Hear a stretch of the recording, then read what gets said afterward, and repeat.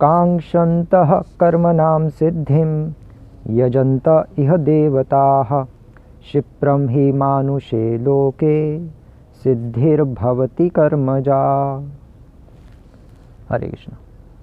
ये चौथे अध्याय का 12वां श्लोक है आज, और अभी तक हम 11 श्लोक तक कर चुके हैं। ये था माम प्रपद्यन्ते ताम तथैव भजाम्यहम्, जो पिछला श्लोक था वो हमने कल किया था। और पिछले श्लोकों में भगवान कृष्ण अर्जुन को बता रहे थे कि वीत राग भया क्रोध। उससे पहले भगवान कृष्ण ने अर्जुन को बताया कि जन कर्म च मे दिव्यम एवं यो वेति तत्वतः, जो मुझे तत्व से जानता है वो ही मेरे धाम वापस आ सकता है। और फिर उसके अगले श्लोक में भगवान ने बताया कि तत्व से कौन जान सकता है, जो वीत राग भय क्रोध, जो राग भय और क्रोध से मुक्त है और जिसने मेरा आश्रय लिया हुआ है सेवा भाव के साथ, वो मेरे धाम और कृष्ण प्रेम की प्राप्ति कर सकता है। और फिर उसके अगले श्लोक में जो कल हमने डिस्कस किया, ये था माम प्रपद्यन्ते ताम तथैव भजाम्यहम्, उसमें भगवान कृष्ण ने अर्जुन को बताया कि पिछले श्लोक में बताया था वीत राग भय क्रोध मनमया माम उपाश्रितः, जो सेवा भाव से मेरा आश्रय लेता है। और फिर अगले श्लोक में ये था माम प्रपद्यन्ते श्लोक में भगवान कृष्ण ने बताया कि कुछ लोग अपने अपने भाव से मेरा शरणागति लेते हैं मेरी, तो जो जिस भाव से मेरी शरणागति लेता है मैं भी उसको वैसे ही रेसिप्रोकेट करता हूँ। जरूरी नहीं है कि हर कोई सेवा भाव से मेरी शरणागति लेता है, अलग अलग दृष्टिकोण से भी लेते हैं। वदंती तत्त्वविदस्तत्वम, कोई ब्रह्म परमात्मा, कोई ब्रह्मवादी होता है, कोई परमात्मावादी होता है, और कोई भगवान का भक्त होता है, तो अलग अलग रूप में शरण लेते हैं। तो भगवान कहते हैं मैं उसी तरह से रेसिप्रोकेट करता हूँ।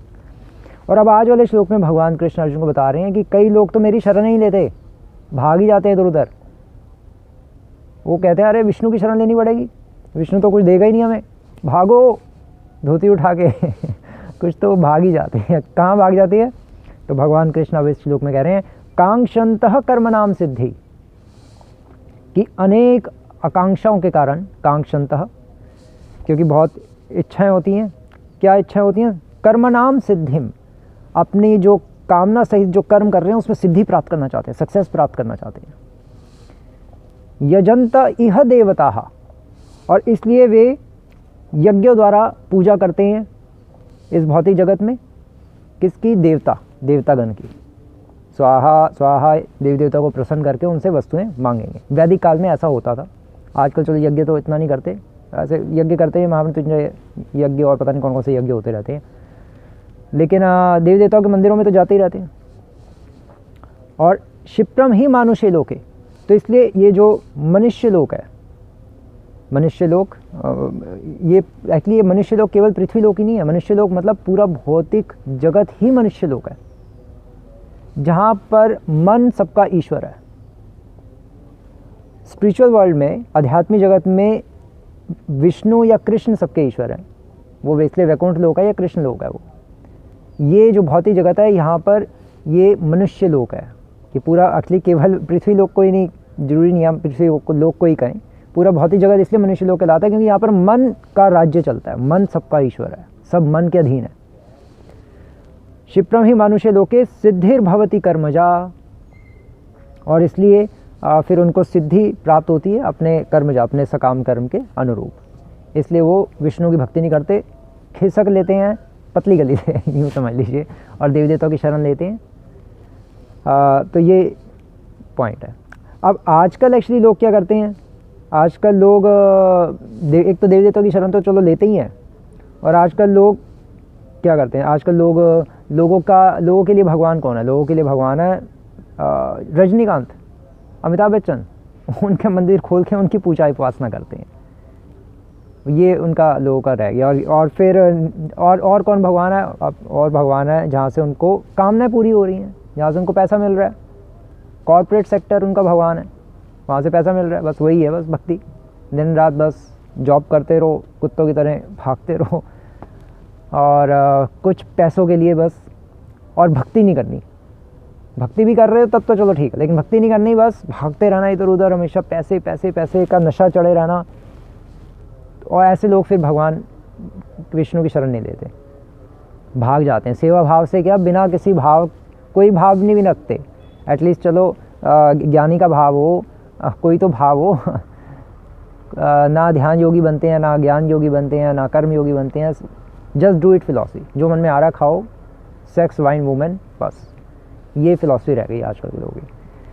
और तो कुछ कॉर्पोरेट सेक्टर में और उनका सपना होता है बिल गेट्स बनना, कुछ क्रिकेट में चले जाते हैं, सचिन तेंदुलकर बनना चाहते हैं, कुछ फुटबॉल में चले जाते हैं तो रोनाल्डो बनना चाहते हैं, और कुछ साइंस में जाते हैं, साइंटिस्ट बनना चाहते हैं तो वो आइंस्टाइन उनका लक्ष्य होता है। तो ये आइंस्टाइन, तेंदुलकर और बिल गेट्स, ये सब, और रजनीकांत, अमिताभ बच्चन, ये सब भगवान रह गए हैं आजकल के युग में लोगों के। देवी देवताओं की शरण में भी इतना नहीं जाते आजकल इन सब की शरण में लगे हुए हैं। मंदिरों में भी बहुत कम लोग दिखते हैं, या देवताओं की उपासना बहुत कम करते हैं। लेकिन वैदिक काल में यज्ञों के द्वारा देवताओं की उपासना करके उनसे फिर अपनी कामना पूरी की जाती थी। क्यों? क्योंकि उनको पता कि क्या पता है कि क्षिप्रम बहुत तुरंत इच्छा पूरी कर देते हैं देवी देवता, और भगवान तो इच्छा तुरंत पूरी नहीं करते। क्योंकि भगवान क्या है, वो पिछले तात्पर्य में, पिछले श्लोक के तात्पर्य में श्रील प्रभुपाद कोट कर रहे हैं, अकामः सर्व कामो वा मोक्ष काम उदारधि, कि चाहे कोई भौतिक इच्छा हो या ना हो तब भी विष्णु की शरण लेनी चाहिए। लेकिन ये श्लोक सुनकर भौतिकतावादी जो लोग होते हैं वो कहते हैं चाहे कोई इच्छा हो या ना हो तब भी विष्णु की शरण लेनी चाहिए। नहीं, फिर भी नहीं लेंगे, क्योंकि इच्छा नहीं है तब तो चलो भगवान के भक्ति लेंगे शरण उनकी, लेकिन हमारे में तो इच्छा है, हमारी इच्छा भी ख़त्म कर देगा विष्णु, हमें देगा कुछ नहीं, भगा देगा, इसलिए विष्णु की शरण नहीं लेते, इसलिए भाग जाते हैं और देवी देवताओं की शरण लेते हैं।